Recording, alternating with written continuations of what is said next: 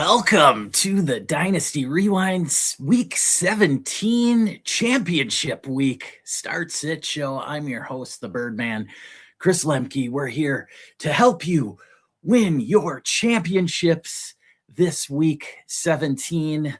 Hopefully you're in your league's championships and it's not just a third place or toilet bowl start sit, but we've got some questions rolling in already. I'm going to go through all of the matchups this Sunday, as well as tonight's game and Monday Night Football.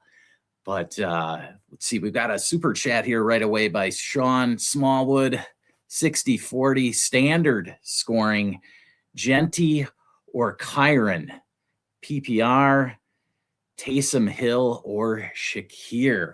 Ooh. Pretty sure that's Taysom, not Tyreek.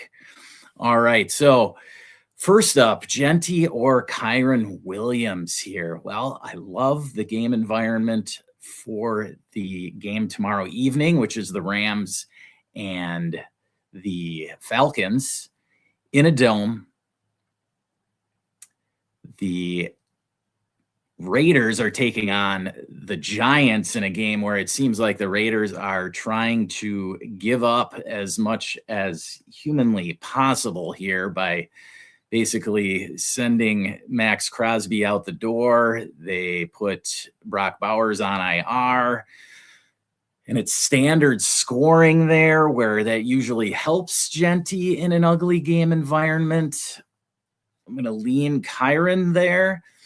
And then in the Taysom Hill or Shakir part of it, I would lean Taysom Hill. I am starting Shakir in one of my leagues, I will say, but that's only because DK Metcalf went, DK Metcalf on us and decided to not feel like playing in our championship weeks. So I'm stuck playing Shakir there. However, Taysom Hill is your ultimate home run hitter this week. If you are down or, projected as the huge underdog, he's probably the best guy you could plug and play. And even if you're not, I don't trust any of the New Orleans running backs really to do much inside the 10-yard line. And I know Taysom Hill's touchdown pass last week was sort of fluky as they completely faked out the defense and Chris Olave was wide open. But I do love the game environment or game script for the Saints here this week going against the Titans.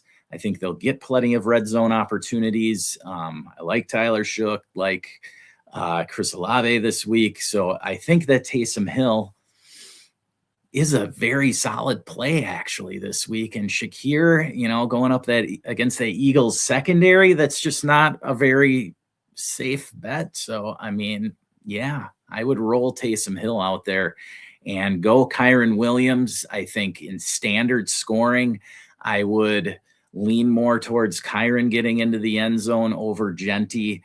I know that Blake Corum has gotten some of the goal line looks, but Kyren does as well. And I love that game environment. You want a guy in that Monday night game, if at all possible. That could be a real barn burner. All right. Next up, we've got Dope Sauce McGee. Dope Sauce wants to know, should I start T. Higgins or Travion Henderson? Juicy. PPR, I am going to lean T. Higgins here. I know that Travion is super explosive and we all love him. However, I do see this as a Ramondre Stevenson type game. The Patriots are solidified in the playoffs. Yes, they are still fighting for the number one seed, so they're going to do everything at all possible to make sure they win this one. But game script wise, if they're leading in the second half, they're going to lean on Ramondre here. And so Travion's going to have to score from 60 plus out. On the other hand, I love this Cincinnati, Arizona game script. The sneaky thing here is that the Bengals D-backs are pretty solid on wide receivers, but that doesn't matter for T. Higgins because he's on the other side here. And so love Joe Burrow today, and got to roll out Chase, got to roll out T. Higgins, got to roll out Chase Brown, all the Bengals, even Mike Gesicki in a pinch at tight end, no problem there. So yes, Dope Sauce, roll out T. Higgins, in my opinion. I know it's going to be tough, but, for right now, I even have Bucky in over Travion on one of my teams. Okay. If that gives you any reference there. Okay. So there you have it, Dope Sauce. Go ahead, throw your questions down in the comments section. I will get to them absolutely as soon as possible here. I'm going to roll through the games here for Sunday. We've got 7 early ones slated for the noon, 1 o'clock Eastern time slot. Then we've got just 2 matchups only in the late slate, and that highlights the Eagles visiting the Bills, Jalen Hurts and Saquon Barkley taking on Josh Allen. And so a big one there. The Giants-Raiders game gets definitely pushed down. I think 99% of the country wants to see the Eagles-Bills anyway, as that has heavy playoff implications on both sides, the NFC and AFC. All right, so if we're going to roll through these games here, let's get started off. We'll just roll through the Tampa matchup in Miami. Tampa favored by 543.5 over under. Tampa needs to win this one. Not necessarily must win. I mean, if the Panthers were to lose to Seattle and Tampa loses to Miami, it's still a winner take all game next week in week 18 with Tampa and Carolina for that ever so coveted NFC South championship. But if Tampa loses and Carolina wins, that means Carolina wins the division, and next week's game doesn't mean a single thing. So Tampa wants to win. Then if they win next week, they win the division. So basically they control their own destiny. What that means is I do like Baker Mayfield, Mike Evans, even Bucky Irving this week. Now, the key here is Tristan Wirfs is out with a toe injury, so that does hinder the run game for sure, even the pass game as well. And Miami's no slouch. However, they are starting Quinn Ewers once again this week. I still would be confident, obviously, in Devon Achane. Jalen Waddle is a mid wide receiver 2. Darren Waller, a decent plug and play at tight end as well. He has a good ceiling there also. Mecca Buka, I would definitely lean towards the bench here. Chris Godwin, a very shaky wide receiver 3 type play though for you there for the Bucks. On to the Seahawks visiting across country, the Carolina Panthers here at the noon 1 o'clock slate. Seahawks favored by 742.5 over under. Here, the key right now, we just got word Ted McMillan is questionable with an illness, so he must have ate something bad at Christmas or just last night. We're going to follow this ever so closely. I'm going to check it up right now while I'm talking about this game here. But another key is the Seahawks are the number 3 defense against the run. And so that makes me real shaky about Rico Dowdle and Chuba Hubbard. He's now questionable. So I'm just checking the latest on Ted McMillan here. Ted McMillan is active. Okay. So he just came out of the bathroom into the locker room and is going to come out the tunnel. Yes, he's ready to go. That means I would like to play Tet in wherever I have to. Now, I had him at around wide receiver 12 for the week. I might move him down a little bit from there. So I guess if you are questioning Tet McMillan, let me know. Let me know who your other options are. whether it's full PPR or half PPR, where you're at there if you have a question on Ted McMillan. Okay.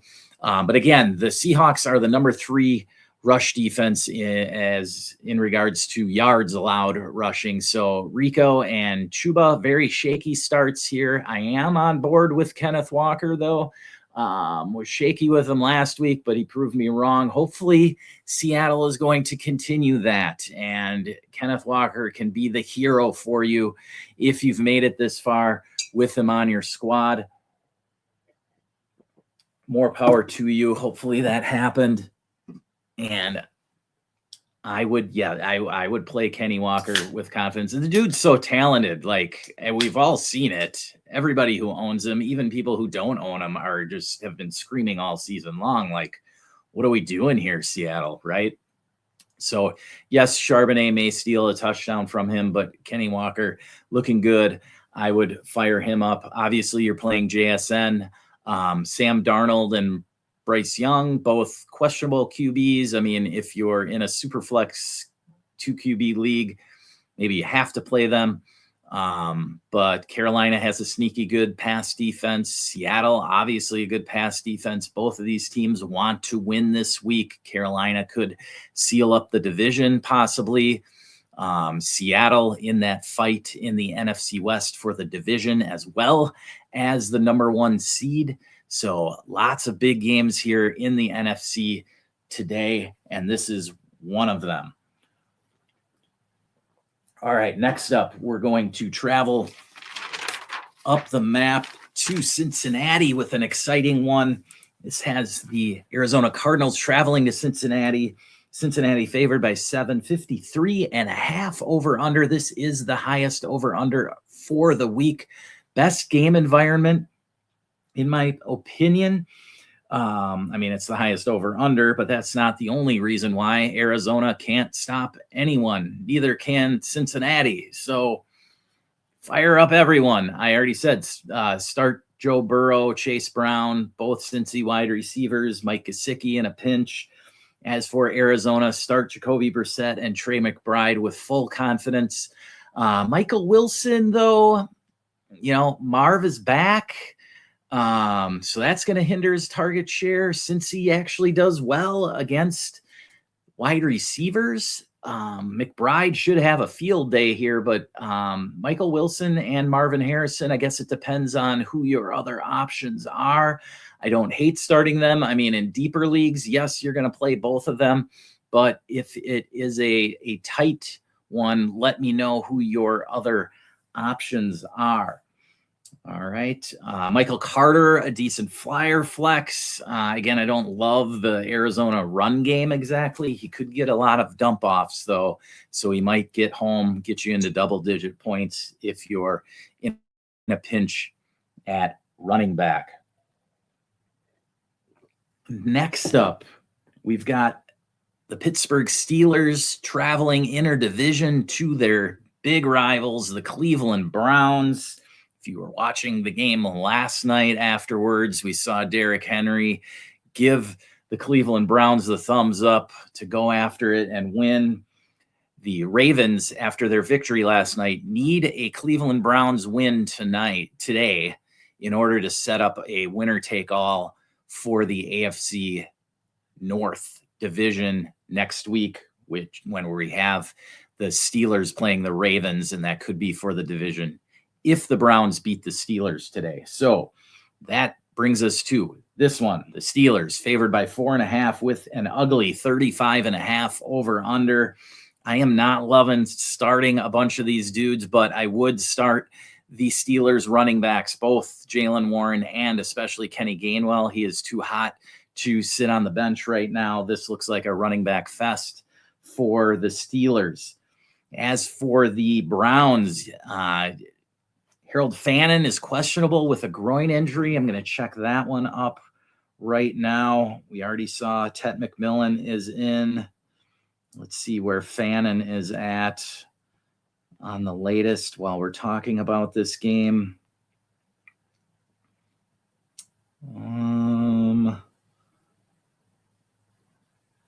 Harold Fannin suiting up Harold Fannin, Dylan Sampson are active. David Njoku inactive. Okay, so yeah, fire up Harold Fannin.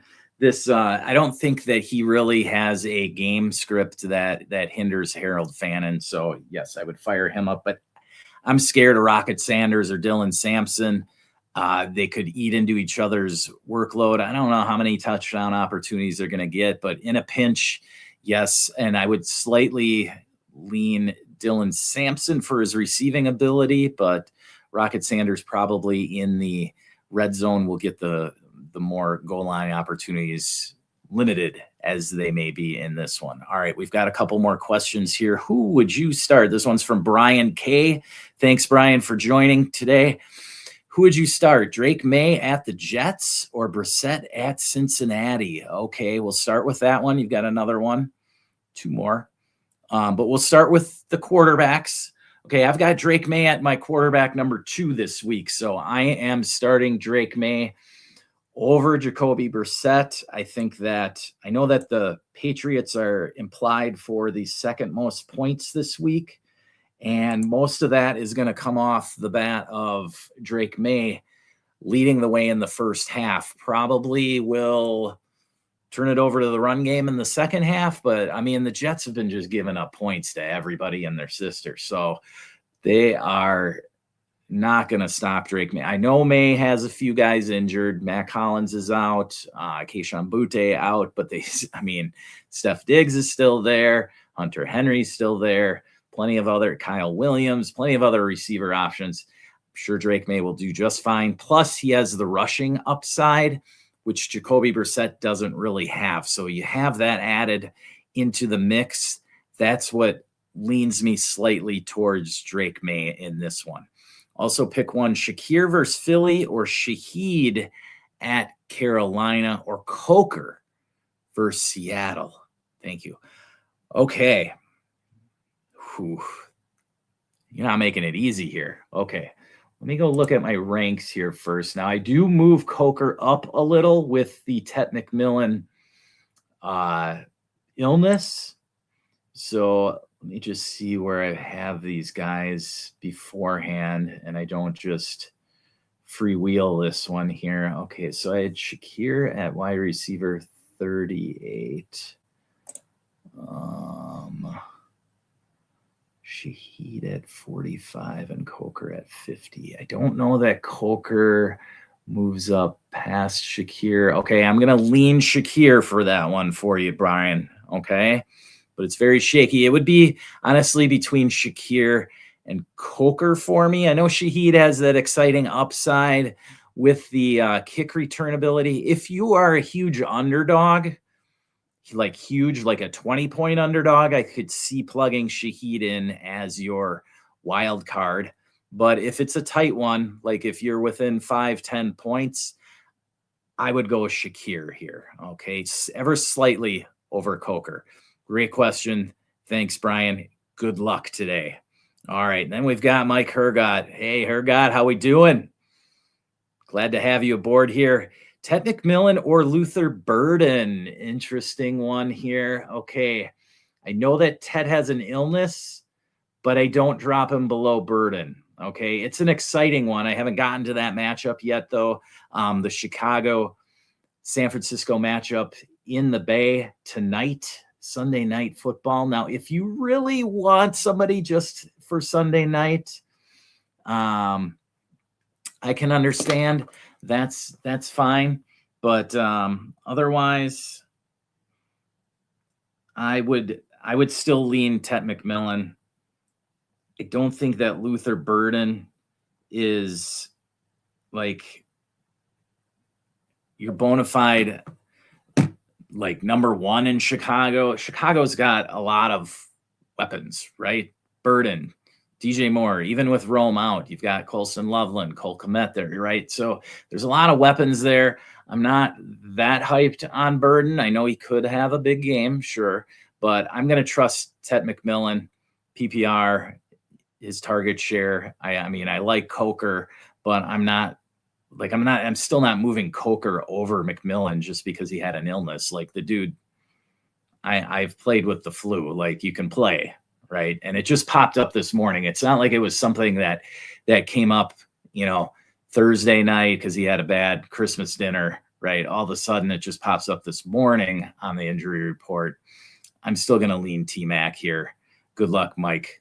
All right. Then you've got Blake Corum or Dylan Sampson. Okay, so Sampson's been on the report all week. He is playing. I'm going to lean Blake Corum here. I like the game environment better, right? Both Rams running backs are good plays this week. All right, they're going to have their opportunities in the red zone. I know Atlanta's defense can be up and down. Some weeks they show up, some weeks they don't. But, Pittsburgh is going to be jacked up for this one against their rivals. This one doesn't scream high scoring. Pittsburgh, Cleveland, that is. And so, yeah, I'm going to lean Blake Corum, roll with the game environment in that one. Great question, though, Mike. Thank you, and good luck this week. I believe you are not playing me in any leagues, so it shouldn't be against me. Good luck with Corum. All right. Next up, keep throwing those comments down, those questions. Love them. All good questions so far, everybody.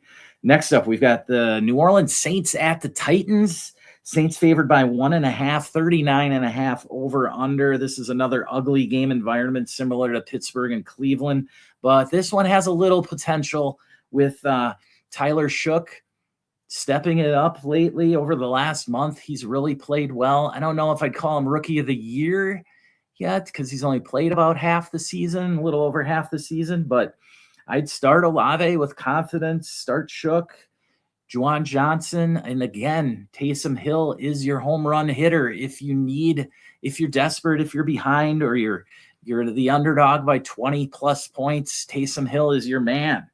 And as for the Titans, I'd feel decent about starting Tony Pollard this week. 3 straight 100-yard games is nothing to sneeze at. So, you're playing the Saints defense. The Saints defense looked really good the last week, but they're not the Texans. They're not the Texans defense, okay? They are good. I'll give you that, but they still could give up points. Still could give up yards on the ground. So, yeah, I'm going to start Pollard. Flyer flexes would be Tajay Spears and Chig Okonkwo. Chig had, 6 for 40, 6 for 44 and a touchdown last week. So he's gaining some confidence from Cam Ward there. Good to see that developing for Cam. He really didn't have much coming into the season. So hopefully the Titans help him out in the offseason and give him some weapons. But if Chig Okonkwo can be his tight end going forward, along with Gunnar Helm, that's at least solidified for the Titans. So those are good things going forward for the Titans. But yeah, I'm going to lean, flyer flexes there for Spears and Chig if you have to. Otherwise, I'm not trusting any New Orleans running backs or Tennessee wide receivers, not for championship week. There's better options out there. I love Chimmer DK, but man, again, super deep league. Yes, you can plug him in. He does get those return yards. So that's something to think about if you're in a pinch. Again, just throw it in the comments if you're debating between Chimmery DK and somebody else. That's fine. Next up, we've got an exciting one. Jacksonville traveling to Indy to take on the Colts. Jacksonville favored by 5, 48.5 over under, one of the higher over unders this week. And is there anybody hotter in the league than the Jacksonville Jaguars right now? Start all your Jaguars. Don't overthink it here. We've got T-Law, hottest quarterback in the league. Got to start him here. Start ETN. Start your Jags wide receivers. I couldn't tell you which one's going to be better than the other, okay? And it is dependent on your other options, but I do like Jacoby Myers, Parker Washington, BTJ, all of them this week. Brenton Strange is probably a top 6 or 7 wide receiver or tight end for me. So, yes, I like them all. Go ahead, fire up your Jaguars. As for the Colts, you're starting Jonathan Taylor. It is against the top rush defense in the league, but if the Colts are going to win this one, and I know now based off of the the Texans winning yesterday, that eliminated the Colts from playoff contention. However, they have the opportunity now to win this week and possibly next week and spoil their divisional foes' playoff chances. They're all in the playoffs, but as far as their seeding goes, the Colts can be spoilers now. With Rivers in there, yeah, I'm starting Tyler Warren. However, I can't trust any of their wide receivers. I know Alec Pierce got in the end zone last week, and I would lean him over Michael Pittman. So he would be the guy I would lean towards if you had to debate between those two. But the other options are all very questionable for the Colts. All right, next up, we've got the Jets hosting the New England Patriots. Patriots favored by 13.5, 42-point over under. Patriots with the second highest implied total this week. 28 and a half points there. So yes, start your Patriots. Don't be afraid. Don't overthink this again. We had the question, Drake May versus Jacoby Brissett. Look, Jacoby Brissett is not as good of a quarterback as Drake May is. Okay, just again, don't overthink this. Drake May is the superior NFL quarterback. So just start your better player in this case. You're starting May. I know he's got a couple of wide receivers banged up, but they're pretty deep at wide receiver because now you're just getting more snaps for Kyle Williams. And so that's a good thing, right? Steph Diggs is still there. Hunter Henry's still there. And then you've got TreVeyon Henderson playing. But again, who was the question? T. Higgins or TreVeyon Henderson? I'm still leaning T. Higgins here. I mean, that's like the concussion Super Bowl with T and TreVeyon, but I'm going to lean T. Higgins there still. I do like TreVeyon, but again, in one of my leagues, I'm still starting Bucky over TreVeyon. Could it come back to bite me? Absolutely. I mean, TreVeyon has that home run hitter ability, but again, with the game script for this one, the Pats Jets, it leans towards the Pats milking the clock in the second half, which I could see Ramondre Stevenson being the beneficiary there. So again, I'm not full bore on the TreVeyon train. Not quite. All right. Let's get into the late games. Again, throw your questions down in the comments. Be happy to help you out there ASAP. All right, so the Giants traveling to Vegas to take on the Raiders. Giants favored by 2.5, 41-point over under.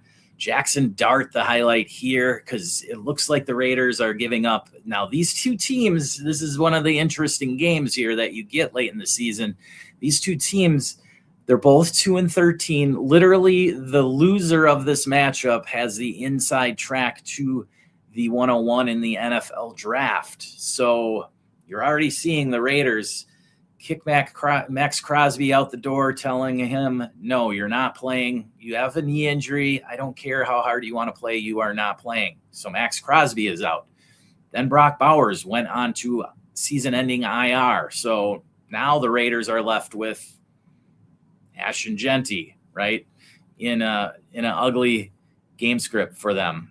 Look, I like the Giants offense. I think it's pretty solid, actually, and they've got some ballers on defense. So this one, I would be, I mean, I don't bet on actual games, but I would lean towards the Giants here. Jackson Dart, he's still got Wan'Dale Robinson. He's got his tight ends, and then Tyron Tracy and Singletary are there. So I like the Giants in this one. I would be playing all those Giants, as in Dart, Tracy, and Wan'Dale. Fire those guys up with confidence. Everyone else, though, pretty questionable. Jeanty, yes, but all of the rest of the Raiders, yeah. This game is superly overshadowed by the other one for the late slate on Sunday. Again, there's only 2 games for your late slate. Everybody's going to be tuned into this one. The Eagles-Bills matchup. Bills favored by 2.5. This one is in Buffalo. 44.5-point over under. Eagles, just don't overthink it. Start them all. I couldn't tell you which one's going to score the receiving touchdown between Devonta Smith and A.J. Brown. AJ Brown definitely been getting a few more targets recently, but Devontae, he always gets, his targets are always very nice. Like they're deep shots. Hurts is not going to be afraid to go at that Bills secondary. I know the Bills secondary is very strong. Rush defense, not so much. So look for them to establish Saquon early, but that again will open up deep shots for the Eagles. And they have one of the, if not the two greatest, as far as tandem wide receivers go for deep shots, I don't know if you can get better than A.J. Brown and Devonta Smith there. Then you have Dallas Goedert over the middle. You're still playing Dallas Goedert. As for the Bills, I feel confident in Josh Allen bouncing back from last week. And then you've got James Cook, got to start him. As for the receiving core, though, Khalil Shakir, I'm a little shaky on. I'm starting him, but that's in a league where I have Josh Allen. And so I'm starting him over Brenton Strange, but I'm very tentative on that one. That was very close. I might switch that one. I still got time here. Again, I don't like overthinking things. I plugged Shakir in earlier in the week. Then I started looking at Strange, and I think Strange is getting pumped up in the tight end rankings just because after the first 2 or 3 tight ends, there aren't a whole lot. Like Brenton Strange could have a 3 for 37 and a touchdown game, which is like 12 points.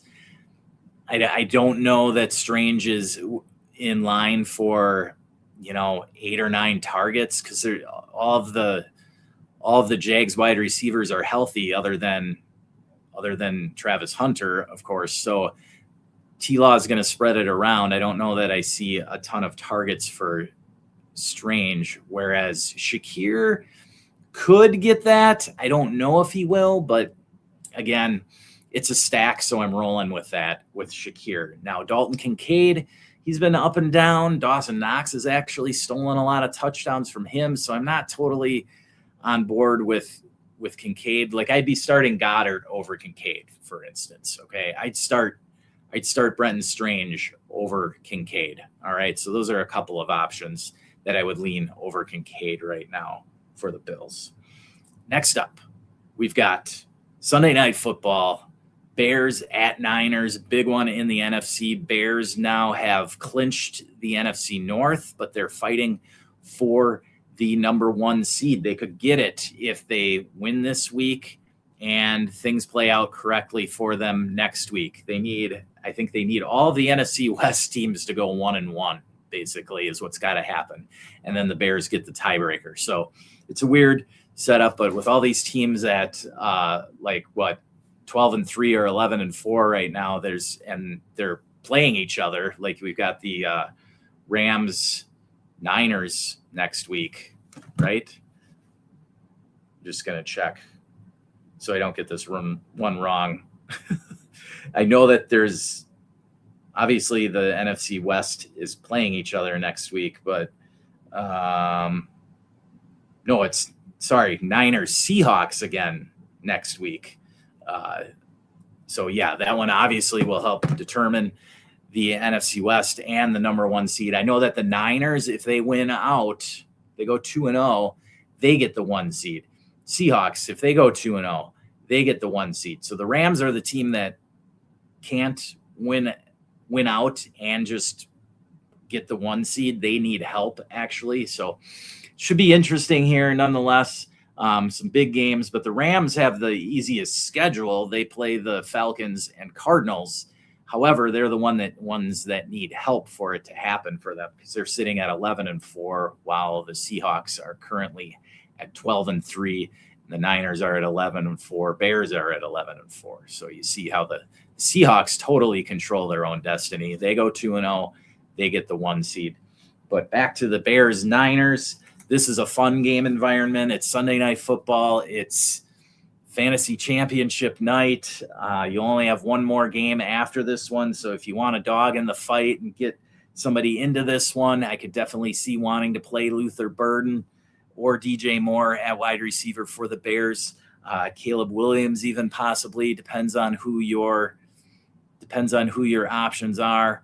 But Niners, yeah, you're starting all of them. Purdy, CMC, Juwan Jennings, George Kittle now, very questionable. Definitely going to be a game time decision here. So if you can get Jeff Tonges on your roster, I mean, you're not saving anybody else for next week. So you can, anybody that you're not starting, literally just drop them. If you got a backup quarterback and you already have your quarterback decision made, drop them, pick up Tonges, just get them in.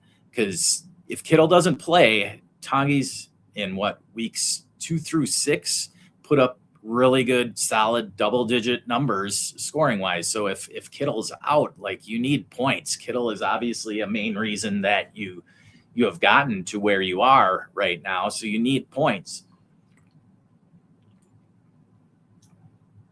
And I mean, as hot as Purdy is right now, you got to have your Niners in the lineup. So don't be afraid at all for them. Now the game itself, this game could go either way. The Bears, the way they play, it comes down to their defense creating turnovers. They bend and they kind of break, but then they get turnovers, and that's how they create these wild endings and wins so far by Caleb Williams. So I'm very excited for this one tonight. It should be a good one out in San Francisco. Then we've got the finale, Monday Night Football. We've got the hot LA Rams traveling to the Atlanta Falcons. Now the Rams, as in hot, I mean their offense. Matthew Stafford, as hot as anybody at quarterback. Puka Nacua, obviously, you're playing, and I like both Rams running backs here, Kyren or Blake Corum. Get them into your lineup there.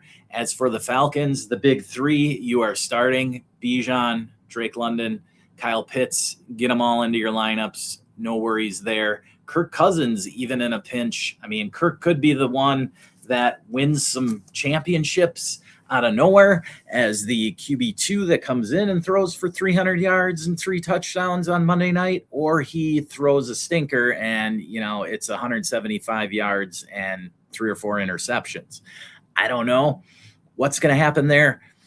If you may or may not need Kirk Cousins, throw your question over in the chat. Let me know who you're debating between, Cousins or someone else. I don't know. Right now, I've got Cousins ranked. Let me see here, just to give you reference. Cousins is at QB 20. Okay, so I had CJ Stroud and Malik Willis just ahead of Cousins. Malik Willis obviously blew up last night. I've got Darnold ahead of Cousins, but I mean, if you want to start Cousins over Darnold, I could understand that. I had Justin Herbert ahead of him, had Jared Goff ahead of him, unfortunately. Jackson Dart, Bo Nix, all ahead of Cousins, but I do have Cousins ahead of these guys. Bryce Young, Geno Smith.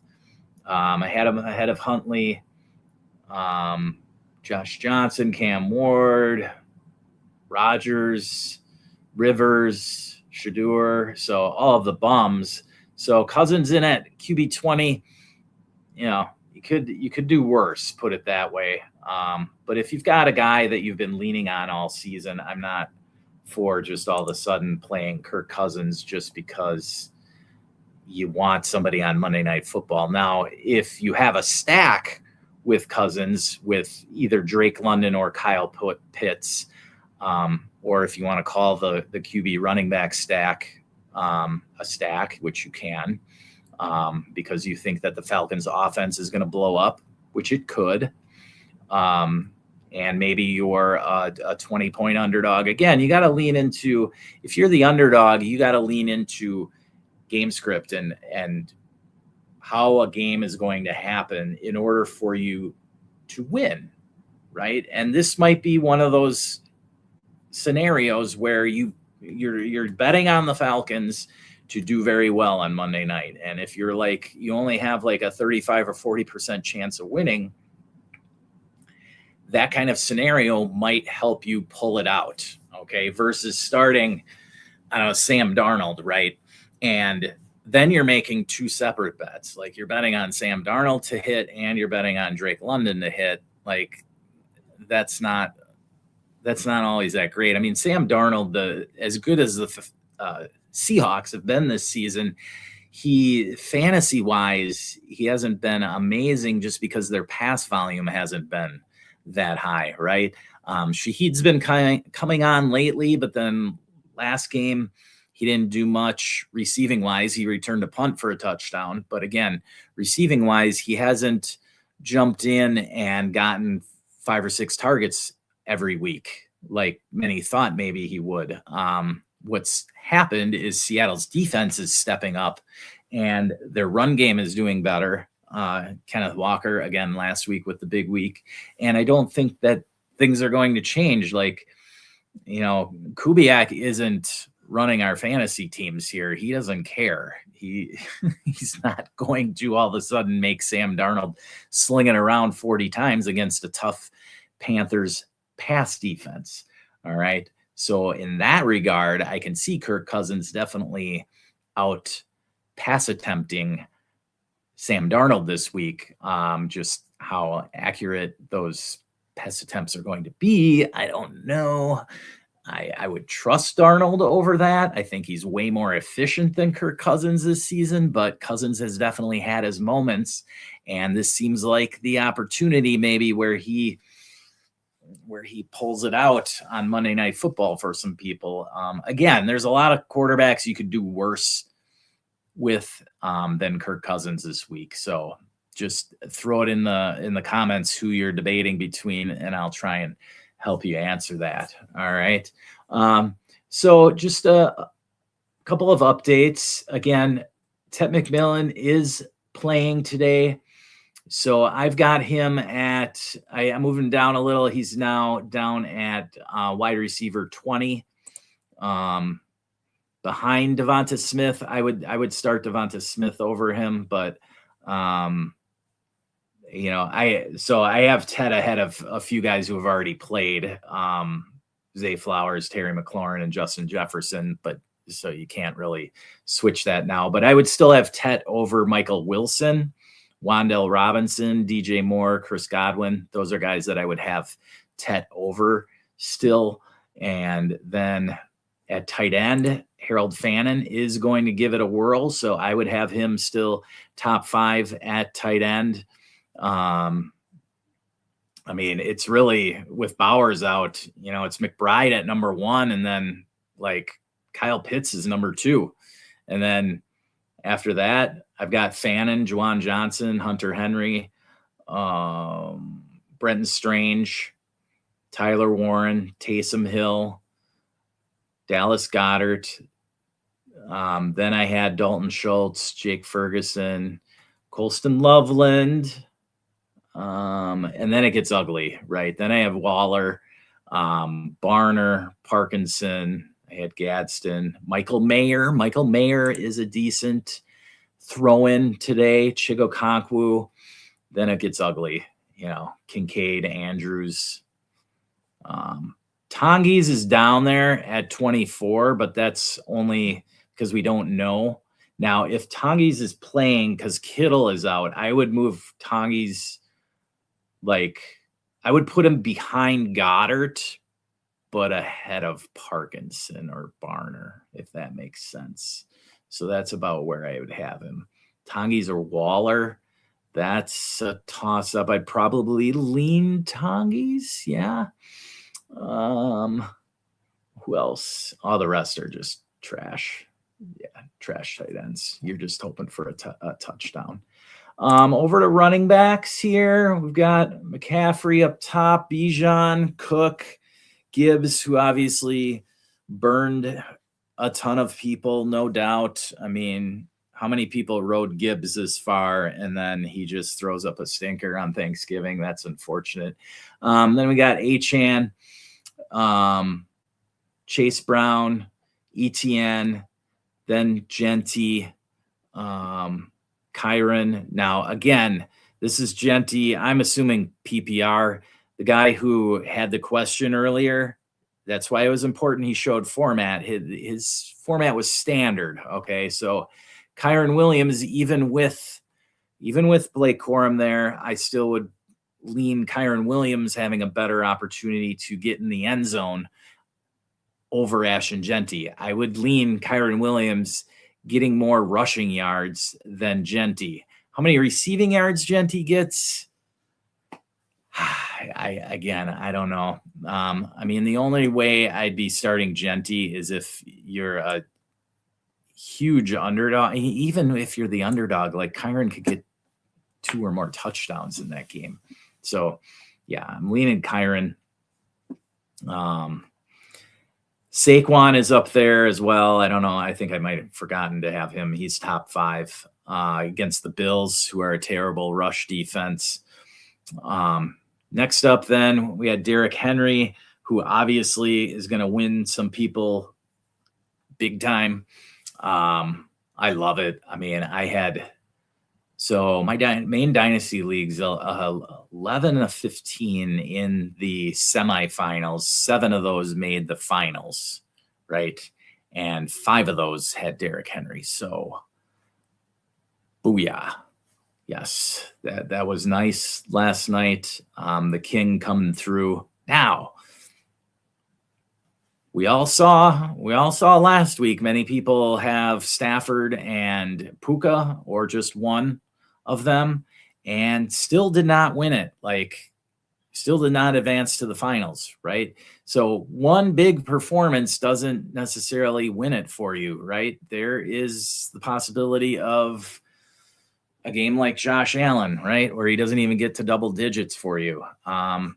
There's the possibility of somebody like Kenny Gainwell coming out of nowhere and putting up 30-plus points, right? So just because you had one big game from Derrick Henry, don't start counting your money yet, okay? After the King, we got Bucky Irving, Javonte and Harvey already played. So did Hampton. Then we got Gainwell and Warren.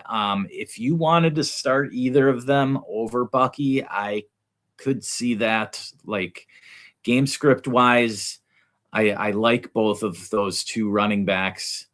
And Bucky, just to be fair, like, what are we going to do? Sean Tucker's been getting the goal line looks there. So I would not hate starting Gainwell or Warren over them. Then we got Travion. I have Travion over Stevenson just because of the home run hitter ability. I think that Stevenson being there is going to hinder Henderson's ultimate upside for this week, because he's not going to be getting, if the Patriots are up, 28-6 in the fourth quarter, it's going to be Ramondre Stevenson getting all the touches there late. After Hendo, we've got DeAndre Swift, Tony Pollard, Tyron Tracy, right in that mix right before Stevenson. And then Kenny Walker. If you want to go Kenny Walker over either of the Patriots running backs, I don't hate it. That's fine. We've been battling the Kenny Walker deal all season long, myself included. We hate it, but all right. What do we got? Any more? Nope. Okay, so we'll keep running through these. Then we've got so Breece Hall. I'm bringing him up because a lot of people might just have Breece Hall automatically plugged into your lineup. Well, I don't love doing that. Not this week.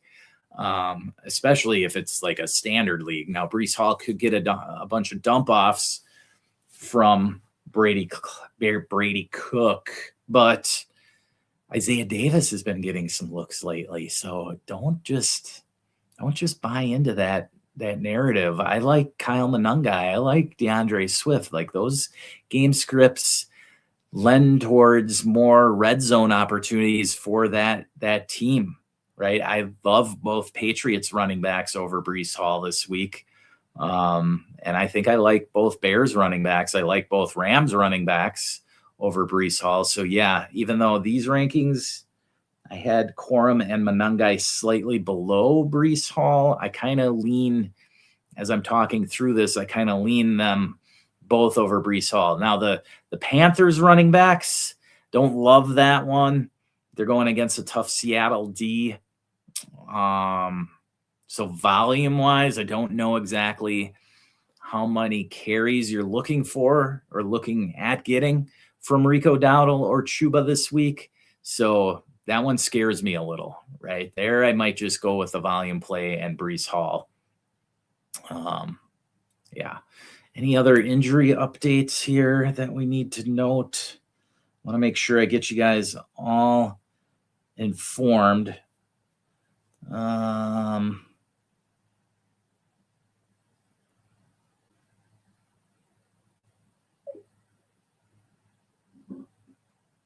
Okay. Still debating between the Bucky and Henderson start. I've got Bucky in there still, but might be my homerism talking. I don't know. Most people have obviously moved Henderson up the list. It's just a matter of how high you want to go. Jets D is not good, but Miami's defense isn't all that great either. So yeah, that one's definitely a tough one. Definitely a tough one. But we can. I got Henderson. We could do Henderson over Wan'Dale. I can do that.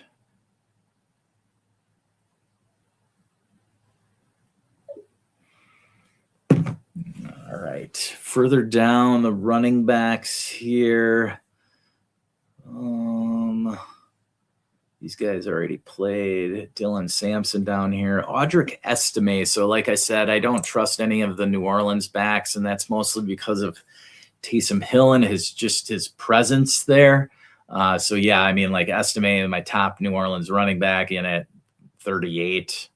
Then you're talking all the backup running backs. All right. Go to wide receiver. Now, wide receiver, tricky. So I'll give you the top 10. We got Puka, Chase, JSN. I had CD, Amon-Ra, Olave, Pickens,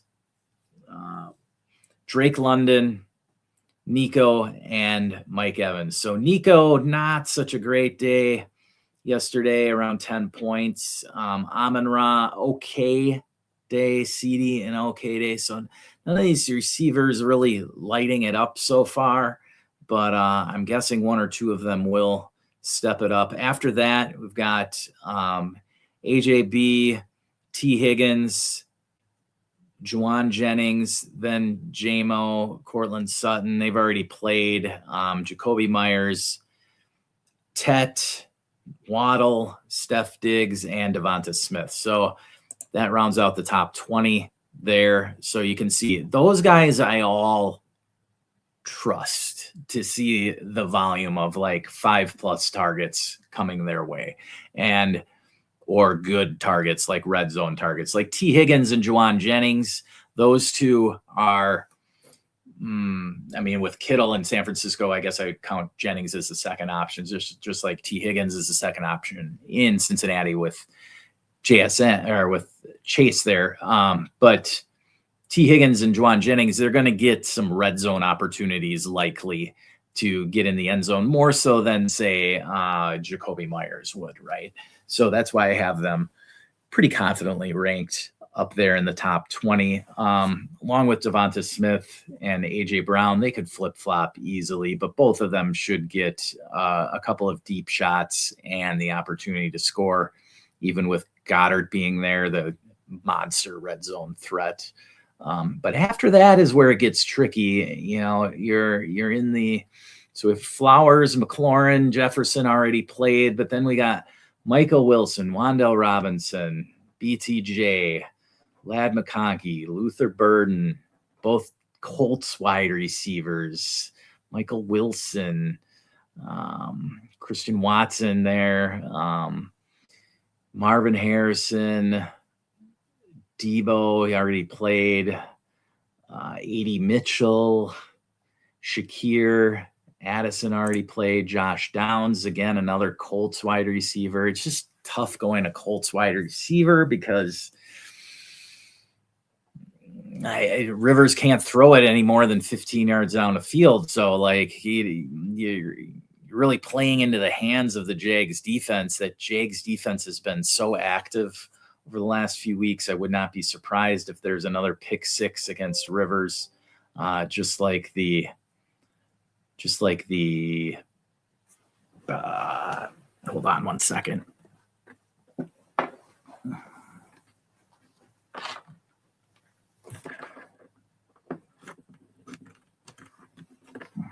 Sorry, one of my plugs came out.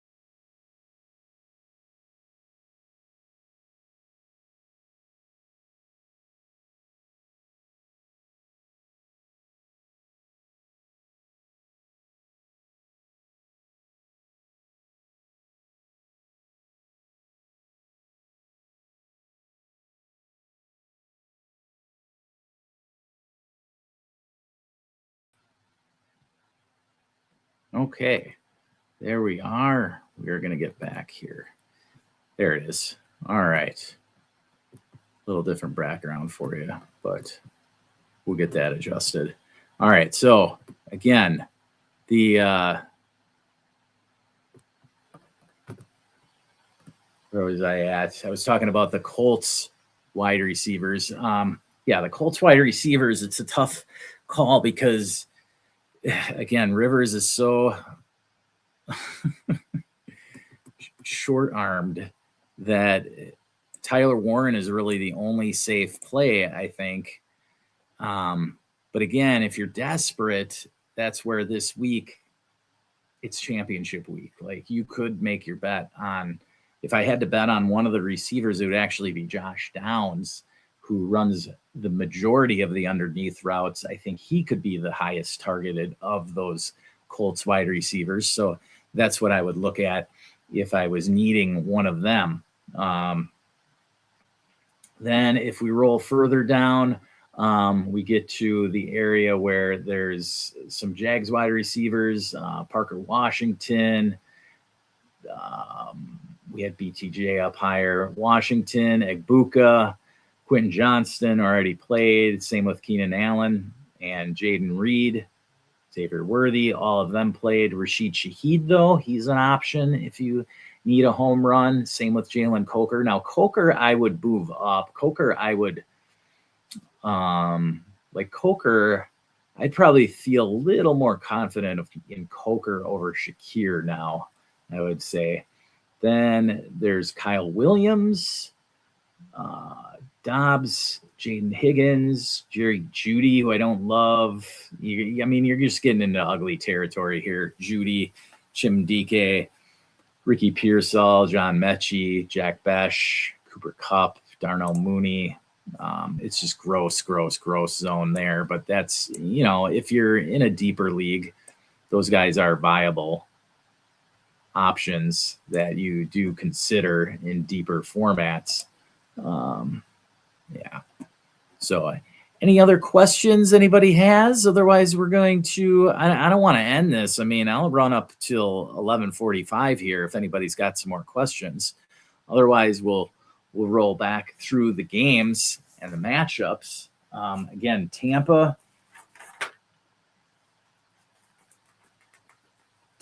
favored by 5. Yes, 5 at Miami, 43.5 over under. Tampa needs to win this one. Now, they're not out of it if they lose and Carolina loses, but if Tampa loses and Carolina wins, then Carolina wins the division and next week's matchup doesn't matter. However, if they both win or both lose, then next week will determine the division, or if Tampa wins and Carolina loses, then it'll be winner take all as well for the NFC South, which means that you, I don't know, get to play either San Francisco, the Niners, or the Rams. Although they get to host that, I don't think that they'll be favored in any of those matchups. So in the Tampa matchup, you're starting Mike Evans, starting Baker and Bucky. As for the Dolphins, feel confident about Achane. A little shaky on Waddle with Quinn Ewers in there at quarterback. And then Waller, I feel pretty confident in. Again, the tight ends aren't very strong this week.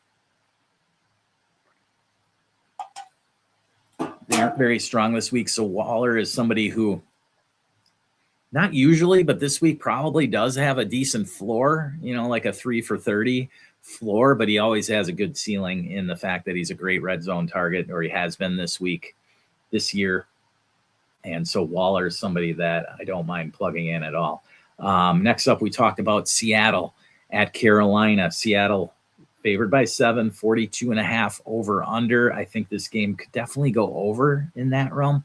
Don't love the Carolina backs in this one. Seattle's the third-ranked rush defense in the NFL. Kenny Walker, I'm a little more excited about, especially after last week. We'll see if that continues from Kubiak. Hopefully for us KW3 owners, it does. You're starting JSN, obviously. Darnold and Bryce Young, little shaky. They're ranked around QB 20. So, yeah, it depends who you've got. If I had to pick between Darnold or Bryce Young, let's say, I'd probably lean Darnold. The Seahawks just have a better defense than the Panthers, okay? So that's why I'd lean Darnold. Like, he could have a good first half, getting a couple touchdowns. I don't see Seattle having to play comeback football, not like they did against the Rams. Could happen. But again, I'm leaning towards the game script being more a run-heavy approach from the Seahawks in the second half. Tet McMillan is playing. We did have an illness scare from Tet McMillan this morning, but he is going to give it a roll. I still have him ranked in the top 20 wide receivers as he's a huge red zone target. The Panthers, game script-wise, should have to throw a lot this game. So I have moved Coker up the rankings there. And next, we've got Arizona at Cincinnati, my favorite game environment of the week here. Only little thing I'm scared of is Cincinnati's actually defended well against the wide receivers. Now, don't get me wrong here. It's not so well that I'm benching Michael Wilson or Marvin Harrison here, because this is going to be a shootout, no doubt. I like Burrow for sure. Chase Brown, absolutely. Both wide receivers for the Bengals. Gesicki is a good flyer. Then for the Cardinals, you're starting Brissett, unless you've got an elite quarterback. Like somebody asked, would you start Drake May or Brissett? I'm leading Drake May still there. But you got the number one tight end in McBride, absolutely starting him. This is the historically worst defense against tight ends in Cincinnati.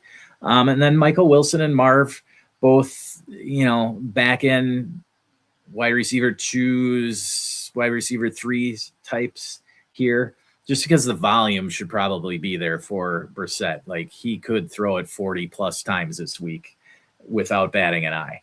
And then your flyer flexes from this one would be Michael Carter or Mike Gesicki from Cincinnati.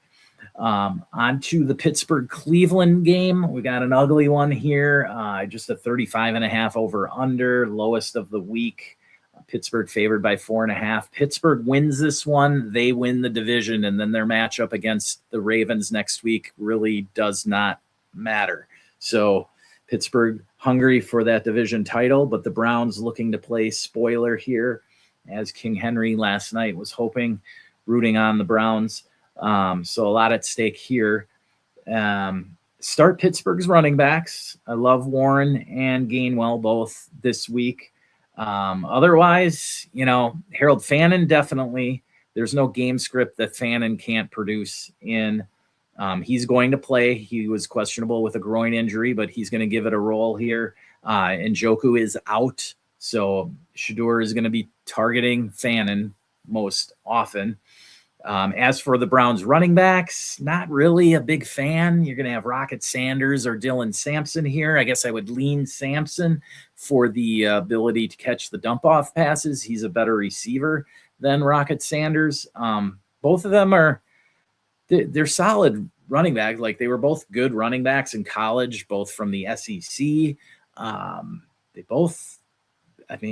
Cleveland drafted and picked up Rocket Sanders here. They drafted well at running back. Like, Quinshawn getting injured is, an anomaly. That's an unfortunate thing. But you're looking here, like, Rocket Sanders is looking to prove himself so he can be the between the tackles guy next year. Like, we don't know when Quinshawn's going to be back and ready to play. So Rocket Sanders here looking for his opportunity to be possibly the first and second down back for the Browns for the upcoming future, at least. And then Dylan Sampson seems to have solidified his role as the third down back. And, if he shows up well between the tackles, he could be more of a bell cow type here. So I think the Browns will play the hot hand approach. But I don't know how much hot hand you're going to have here against the Steelers defense. They shut down the Lions run game last week. And so I don't think that the Browns run game is better than the Lions run game.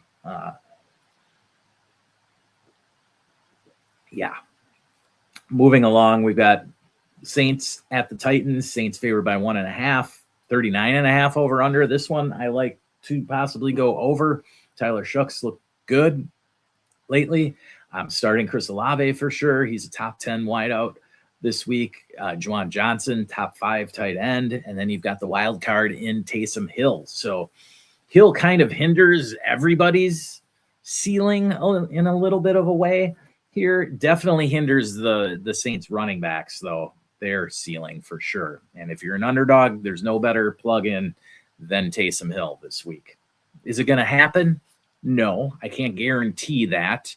But could it happen? Absolutely. Like, we've seen Taysom Hill put up 30-plus point weeks late in the season more than once. So this is his going out party. I think they're just going to run him out there and try and see if he can get 2 or 3 touchdowns somehow. As for the Titans, you can start Tony Pollard. Flyer flexes in Tajay Spears and Chigo Okonkwo, but other than that, I'm not really buying into him so much.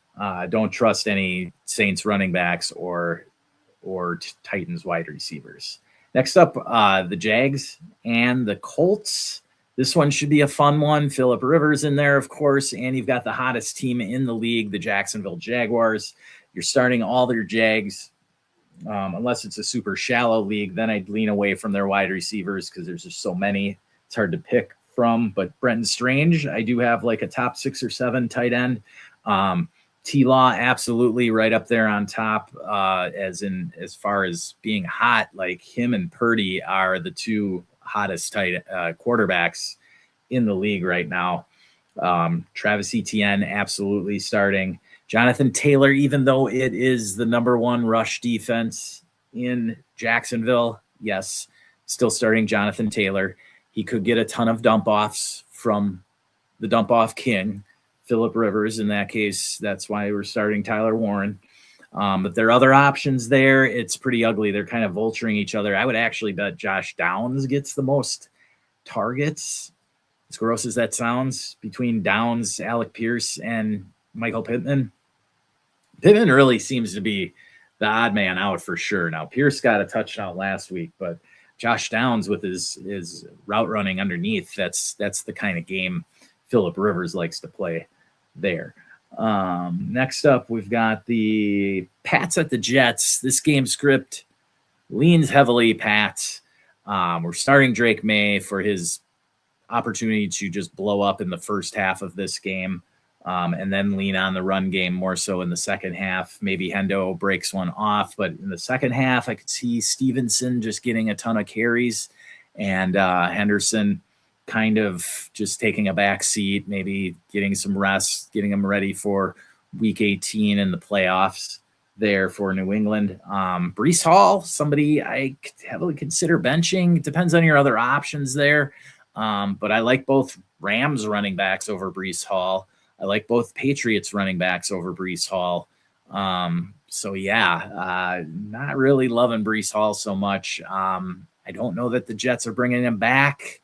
They might be leaning more towards giving Isaiah Davis more and more opportunity to see what they have there when they want to, maybe draft a running back next year. If they feel confident in Isaiah Davis, then they just roll him out there.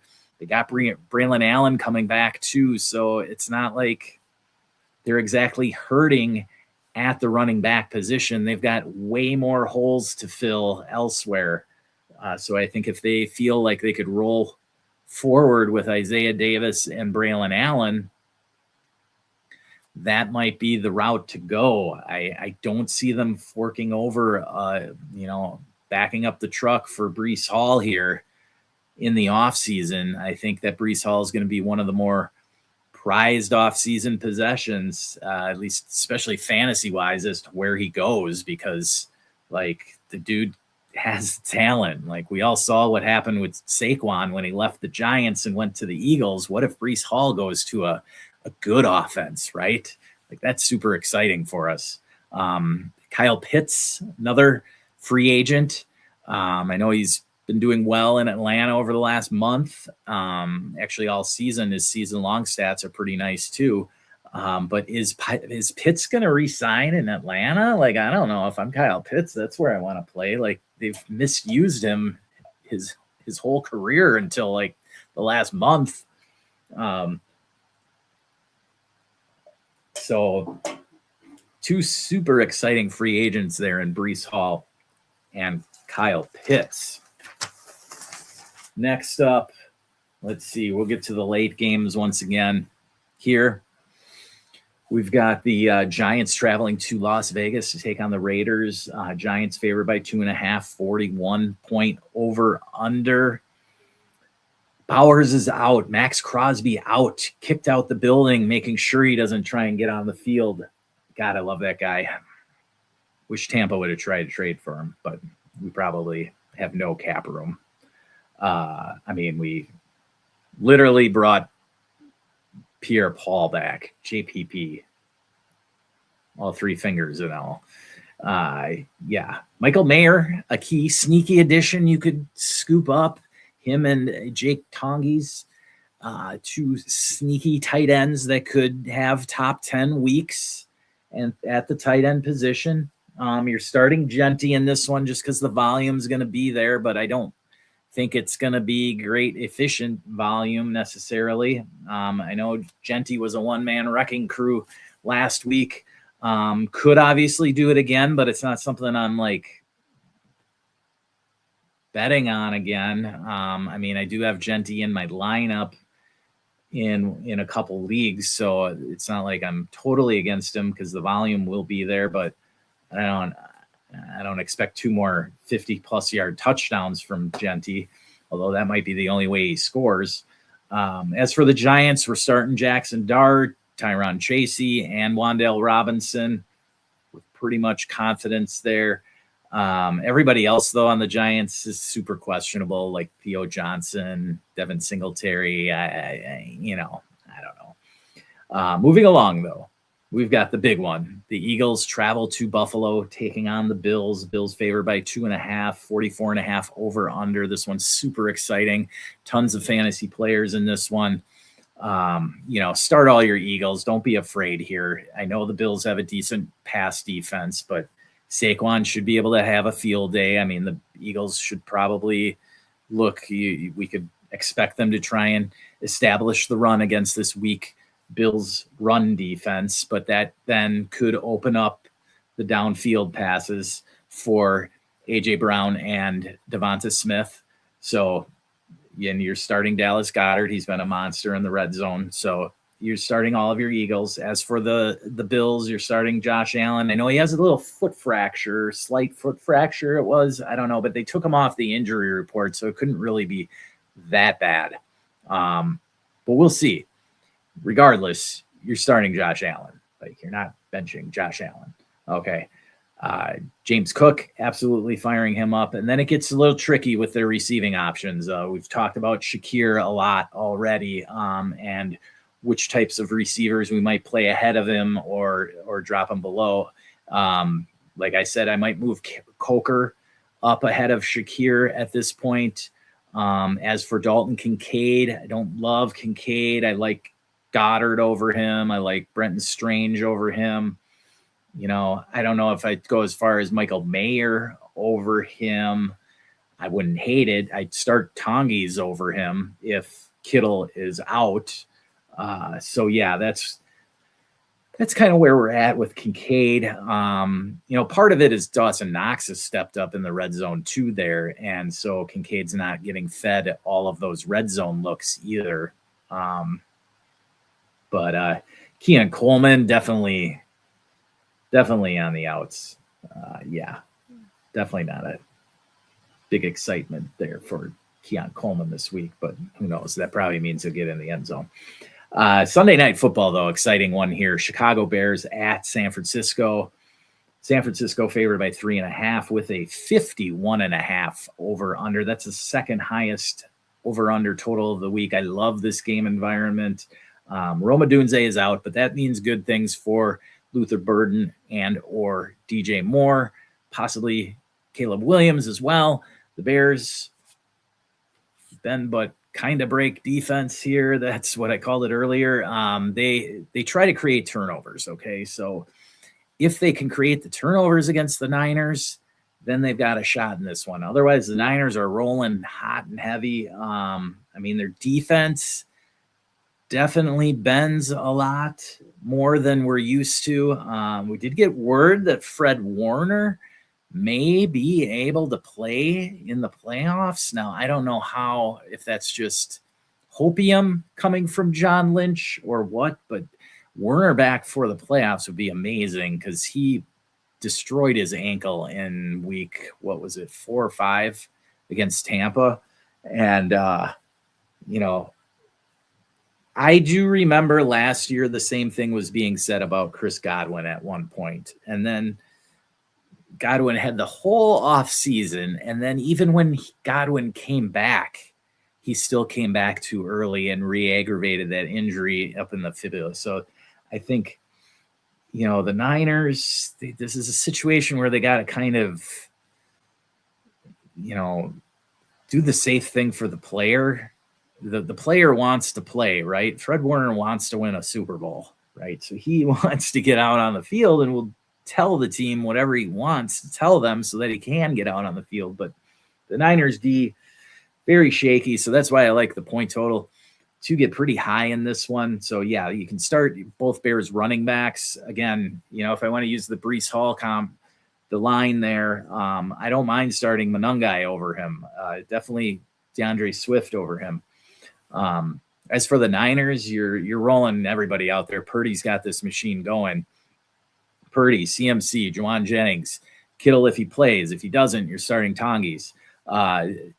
Ricky Pearsall, you know, if it's Pearsall or Luther Burden, I'd probably lean Luther Burden, put it that way. Okay, so Pearsall or Shakir, probably still lean Shakir, but I could understand starting Pearsall if you wanted somebody just to have them in the Sunday night game, I guess. But otherwise, it's still lean Shakir a little. Yeah, I'm not, you know, Ricky Pearsall has had 2 or 3 big games.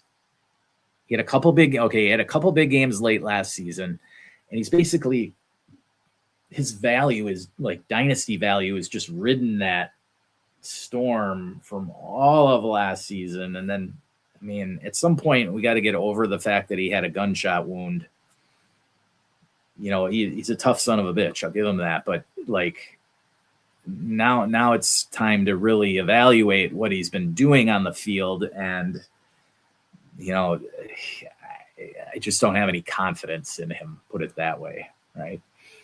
On to Monday Night Football. The big one, it's going to be fun. The Rams at the Falcons. Falcons out of the playoffs. Rams needing to win in order to try and stay alive for the NFC West and the number 1 seed. Rams favored by 7.5, 50-point over-under. So that's the 3rd highest over-under. Great game environment here. We've got Stafford, Puka, Rams running backs. We've got the big 3 from Atlanta, Bijan, Drake London, Kyle Pitts, for sure, all in your lineups. Kirk Cousins, definitely borderline. If it's questionable, man, just throw Cousins in there. I mean, it's going to be fun to have somebody in Monday night. If it's like Cousins or Bryce Young, I'm just playing Cousins, right? Especially if you've got a stack going. If you've got London or Pitts, I mean, this is it. There's no more games for like 8 months, people. We got to wait. We got nothing but the off season to talk about everything, right? How great would it be to talk about Kirk Cousins winning you the championship? Now, it could go the other way. Kirk Cousins goes 175 and 3 or 4 interceptions. There's that. There is that.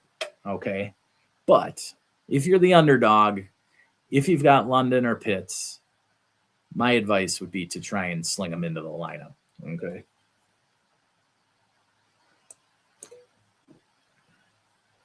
Now, week 17, championship week, is not the week to play conservative. You have to go high end, high ceiling types. That's why I've been pumping Taysom Hill. Not because I'm guaranteeing Taysom Hill is going to score you 30. I'm saying he has the possibility of scoring you 30. He has a better possibility of scoring 30 than Dalton Kincaid, than Brenton Strange, than Dallas Goedert, than a ton of these tight ends. Like Hunter Henry could have a huge first half. All right. Juwan Johnson, his own teammate, could have a big game. Harold Fannin could have a big game, but like Colston Loveland, Brenton Strange, Tyler Warren, no.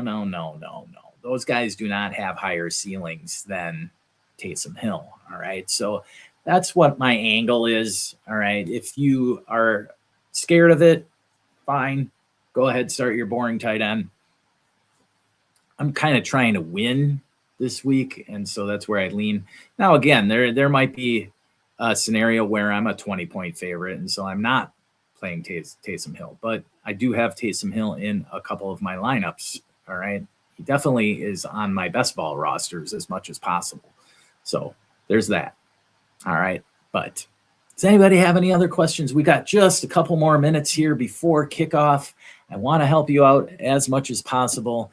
I do want to say thank you all for tuning in this first year of the Start Sit Show on the Dynasty Rewind. It's been one hell of a ride. I've enjoyed it immensely. I've learned, I've gotten better on setting my lineups, and I hope you have benefited as well. And, it's been great getting to see and know some of you in these chat rooms. Again, please join the Patreon on the Dynasty Rewind. You get in on the Discord. We will be actively going hard at the Discord all off season long. Mike, Nate, myself, Hoff, we will be hammering out video content for you all off season. I am pumped to start talking rookies, and yes, we are going to hammer. Okay, we've got one here from Jello. Hey, what's up? 1, 2, 3, 2, 1. Jello, Waller or Barner? Thanks for the tips. Ooh, this is another juicy one here. I like Barner, don't get me wrong, but I think Waller has the slightly better ceiling there. So I'm going Darren Waller. Thank you, Jello, for tuning in. Hopefully that works out for you. I have Waller in my lineup in a championship matchup. Don't have Barner as my backup option, but I have Gesicki as my backup option. Gesicki, Barner, pretty close, right? I'd take Barner. Barner's probably better than Gesicki, but I think Waller. I like Waller. He's got that juice back in him. He's loving to play again, right? Quinn Ewers, yes, it's questionable with Quinn Ewers, but I don't know. I'd lean Waller. All right, Jello. Good luck. Hopefully you're winning a championship today. And hopefully it's Darren Waller's touchdown that gets you there. All right. We're going to hang tight here. We've got 5 more minutes before kickoff. I want to get in any last-minute requests. I don't want to leave you guys hanging. All right. I'd rather do it here than have to bounce back onto it and see any comments and then try and type it underneath the video. So, all right. We're up to 100 eyeballs in here. Love it. All right, guys. Thanks for joining in. Any other questions quickly before the games start? Oh, you're welcome. Thank you, Jello. Appreciate it. Luck is a part of it, no doubt. But as I always say, prepare yourself well. Make yourself have the opportunity for the good luck to come your way. Jacoby Brissett is the perfect example. Picking up Jacoby Brissett this year was obviously the greatest pickup anybody could have had, right? But why did it happen? Well, in my leagues that I was fortunate enough to get him, is I took the gamble on it. It was Jacoby Brissett. What was there to lose, really, right? I created my own good luck by picking him up, right? That's just one example. And it's all comes, and we'll talk about this in the off season. I'll definitely do a roster construction video, but it comes down to roster construction. The easiest spot to gain the luck is backup quarterbacks and backup running backs. And so you need to roster construct well so that you don't overfill your roster with a ton of wide receivers. And yeah, literally made it this far with Jacoby Brissett waiver pickup. Exactly, Jello. There you go. You know exactly what I mean then. You created your own good luck. You had probably another quarterback go down with injury, and rather than sit there and bitch about it like some other people, you made it happen. You created your own good luck with Jacoby Brissett. And even if you didn't pick up Brissett because you needed to plug him in that 1 week, you just pick up Brissett so he was your 3rd or 4th quarterback at the time. And then all of a sudden it got to a point where Brissett became a must start.